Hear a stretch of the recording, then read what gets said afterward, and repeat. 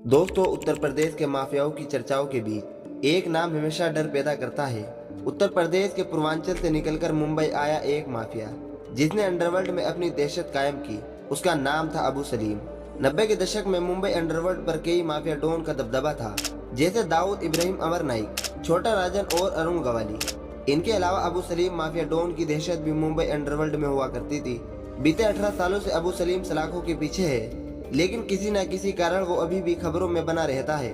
दोस्तों, आखिर क्या है अबू सलीम की कहानी, चलिए जानते हैं। दोस्तों, स्वागत है फिर एक बार तागिरोत की नई वीडियो में। दोस्तों, अबू सलीम उत्तर प्रदेश के आजमगढ़ में सरायमीर गांव का रहने वाला था। करीब 20 साल की उम्र में वो काम की तलाश में मुंबई आया। 80 के दशक में उसने विले पार्ले इलाके में एक सार्वजनिक टेलीफोन बूथ पर काम करना शुरू किया। जल्द ही उसकी जान पहचान दाऊद इब्राहिम के गिरोह के लोगों से हो गई। दाऊद के छोटे भाई अनीस ने उसे बतौर अपना ड्राइवर रख लिया। दाऊद इब्राहिम की कमाई का जरिया स्मगलिंग के अलावा जबरन वसूली भी था।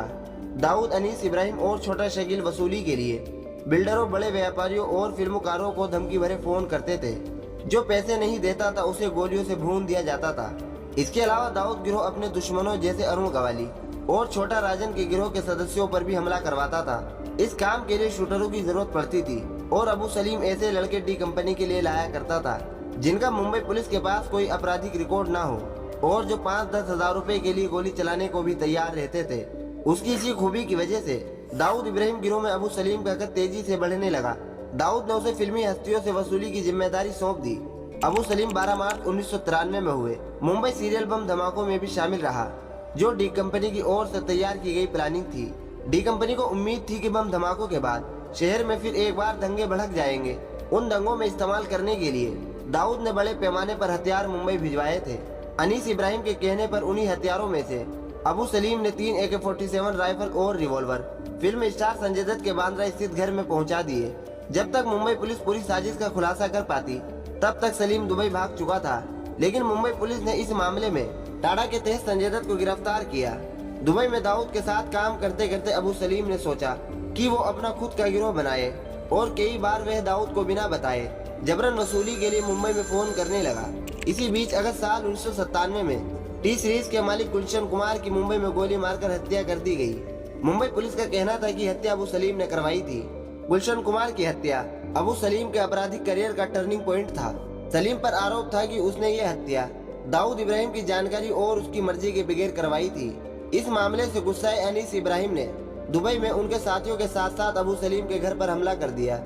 लेकिन अबू सलीम को पहले से ही भनक लग चुकी थी, इसीलिए वह अनीस के आने से पहले ही दुबई से निकल भागा। दुबई से निकलने के बाद अबू सलीम अमेरिका और यूरोप के कई देशों में भटकता रहा और वहीं से अपने गिरोह को चलाता रहा।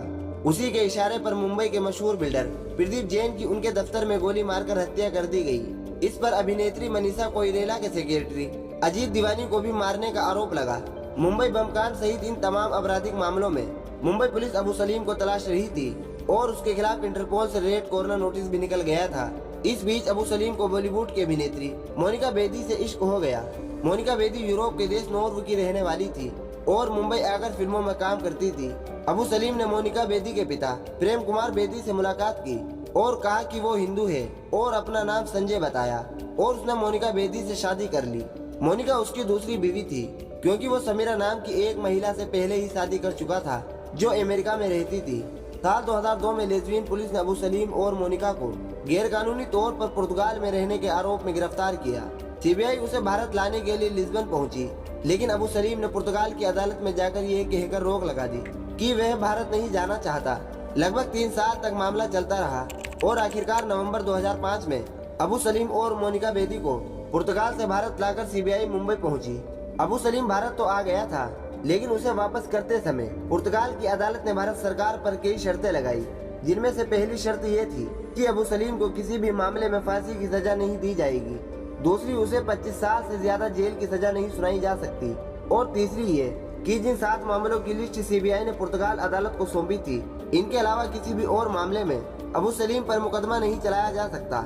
अबू सलीम को बिल्डर प्रदीप जैन और मुंबई बम कांड के मामलों में उम्र कैद की सजा सुनाई गई। दिल्ली, लखनऊ और हैदराबाद में दर्ज मामलों में भी उसे कई साल की सजा हुई। अबू सलीम फिलहाल नवी मुंबई की तलोजा जेल में है। जेल के भीतर 2 बार उस पर जान लेने के इरादे से हमले भी हो चुके हैं। अगर वो जीवित रहता है तो उम्र कैद की सजा पाने के बावजूद शर्तों के मुताबिक 2030 तक जेल से रिहा हो जाएगा। तो दोस्तों ये थी अबू सलीम की कहानी।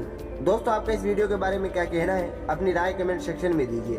बाकी दोस्तों आज की इस वीडियो को यहीं पर खत्म करते हैं और मिलते हैं फिर एक नई वीडियो में।